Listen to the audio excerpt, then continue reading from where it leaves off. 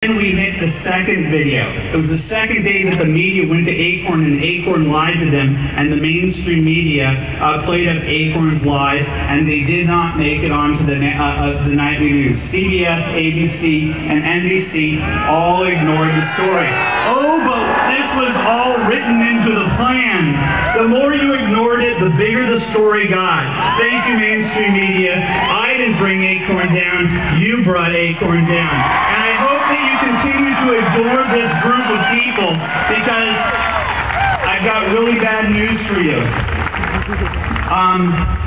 As your subscriptions went down, as your viewership on the propaganda network started going down, and these people begged you, to report the news. They begged you. And you begged us to take the newspaper for free and to have somebody clean your house on Friday for free. I said no, LA Times. We will not take your product for free as long as you cast aspersions on the American people. This is the American people. Turn around and look at the American people, media. Look at them. These are the people that you called racist, sexist, homophobe, Islamophobe. If you don't like the American people, I've got a place of warm weather south of Miami that will take you in open arms. How arrogant can you get? So when the media finally did pick up the Acorn story, I remember the Washington Post called me up and said, "What did you think of those videos when you saw them?" I said, "The first one kind of freaked me out." I go, "I can't believe that somebody would help aid and abet the creation of an underage prostitution with 14-year-old prostitutes from El Salvador. I wouldn't know one person that knows one person that knows one person that would have aid and abet in this."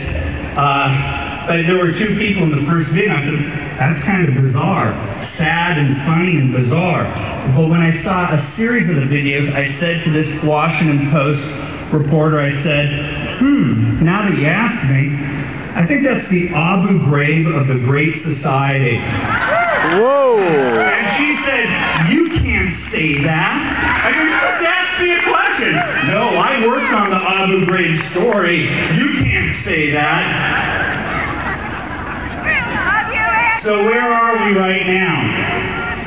The American people, right now. I want you to do an exercise for our friends in the media. And they're actually nice when you meet them one-on-one, but as an organism, it's fairly evil. One-on-one, they're lovely. Hug a reporter, tell them you love them, take them out for beverages, have carnitas with them, go out for Cuban steak. They're lovely as individuals, but as an organism, they're flat-out evil. And the very fact that they go out and say that you're racist when they don't even ask you. I'm telling you this, when I get my network, and I'm going to have one, my friends, when I get my network, it's going to be 1 week of revenge. Just 1 week, and we're going to get on and do real news. But we're going to have 1 week of revenge. And we're going to, you know what we're going to do? We're going to do what you did 2 months ago when the NAACP went on TV. Tuesday, Wednesday, Thursday, Friday, Saturday, and Sunday. And Katie Couric's like, "So let's talk about the Tea Party. You think the Tea Party is racist?" That was Tuesday. What would you do, Katie, if you woke up and you saw on your competitor's channel say, "Let's talk about whether or not Katie Couric is racist"? I think she'd be pissed off. So we're going to talk about whether Katie Couric is racist. We're going to talk about where she vacations and whether or not there's a righteous amount of ethnic diversity where she vacations. Does she vacation away from minorities? Are you a racist, Katie Couric? That's what you have done for the last year, and we're sick and tired. Not only are we sick and tired of it, I have the worst news for you.